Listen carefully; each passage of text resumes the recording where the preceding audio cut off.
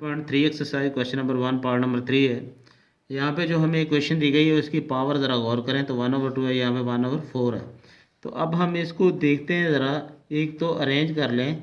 वैसे तो ये होता है कि जो बाय में रकम हो वो बड़ी हो तो वैसे वो वैल्यू जो है वो कम होती जाती है, लेकिन यहाँ पे ज़रा गौर करें तो हमारे पास जो मामलात बन रहे हैं वो यहाँ पे ऐसे हैं कि x की पावर 1/2 लिख के उसके ऊपर स्केयर ले लें तो 1 का स्केयर 1 ही रहेगा, मगर 2 का स्केयर जो है वो 4 आ जाएगा।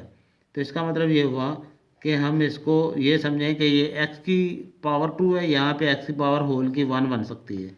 लिहाजा आप इसे उठा के उस तरफ ले चलें तो ये हमारे पास होगा 7x की पावर 1/2 और इसकी होल पावर 2, ये प्लस की उधर जाकर माइनस की 5x की पावर 1/2 और ये -2 इस तरफ ही है इक्वल टू 0। अब हमें लेट करना होगा कि x की पावर 2 इज इक्वल टू ये y के इक्वल है। अब हम क्या करेंगे कि 7 और यहाँ पे y लेके होल उसका ऊपर स्केयर है 5 और यहाँ पे y उसकी होल पावर 1 है, -2 इज इक्वल टू 0।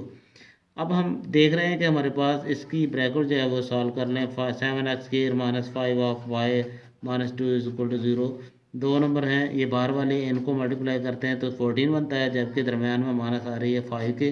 तो हम दो नंबर ऐसे ले लें जिनको मल्टीप्लाई करें तो 7 मल्टीप्लाई बाय 2, 7 2 आर 14 होगा। मगर ये माइनस की साइन है, ये कहती है कि इसमें से एक रकम दूसरी में से निकाली जाएगी। इसने कहा कि हमारे पास जो -5 है कि बड़ी रकम के साथ माइनस होगी, दूसरी के साथ प्लस होगी, क्योंकि इसमें से हम निकालेंगे माइनस के 5 ही आपके पास बचेंगे। तो यूँ हम ये इसको बना लेते हैं कि हमारे पास 7y आएगा और माइनस फिर उसके बाद 2y होगा और -2 इज इक्वल टू 0। अगले पेज पे चलते हैं, वहाँ पे चल के इसको सॉल्व करते हैं जी। 1.3 एक्सरसाइज उसका पार्ट नंबर क्वेश्चन नंबर 1 का पार्ट नंबर 3 जिसको हम सॉल्व कर रहे हैं। तो यहाँ से हम देखें 2 से ये प्लस का है, 7 में से 2 निकालेंगे हमारे पास माइनस के 5 आते हैं। तो इसमें से हम क्या करते हैं, इतने से 7y कॉमन ले लेते हैं तो फिर y -1 आ जाएगा हमारे पास, क्योंकि 7y हम बाहर ले जा चुके हैं। यहाँ फिर आएगा, यहाँ प्लस की साइन है तो यहाँ पे 2 कॉमन ले लेंगे और उधर से y ये भी माइनस का 1 आएगा इज इक्वल टू 0। और ब्रैकेट में अब एक जैसी रकमें हैं तो इनको कॉमन ले लें और जो बाहर बिखरे हुए हैं इनको आप इकट्ठा करके एक ब्रैकेट के अंदर बंद कर दें। y -1 इज इक्वल टू 0, यहाँ पे 2y + 2 इज इक्वल टू 0। अब ये y इज इक्वल टू 1 होगा, यहाँ पे 2y इज इक्वल टू -2 होगा and y is equal to -2, y में भी 2 and y is equal to -1।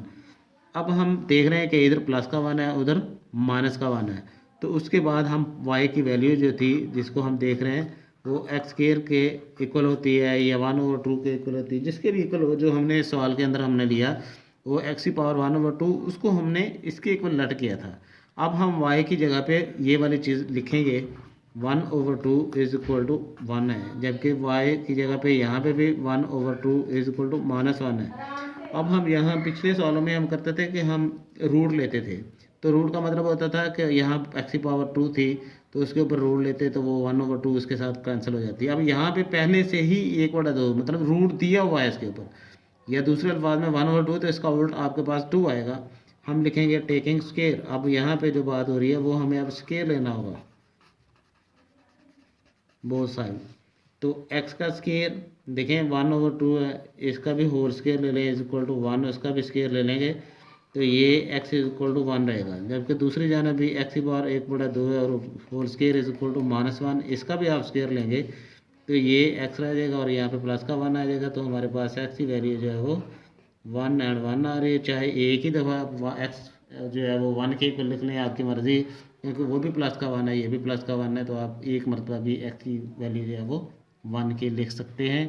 Last में आपसे रिक्वेस्ट है कि चैनल को सब्सक्राइब करें, वॉच करें एंड लाइक कीजिएगा, ताकि हमारी हौसला अफजाई हो कि हमारे स्टूडेंट जो हैं वो हमें समझ रहे हैं, उनको अच्छी समझ आ रही है और हम अपनी इन वीडियोज़ को भरपूर अंदाज में फिर से बना सकें, बनाते जाएं ताकि आपको इनकी अच्छी समझ आए। ओके।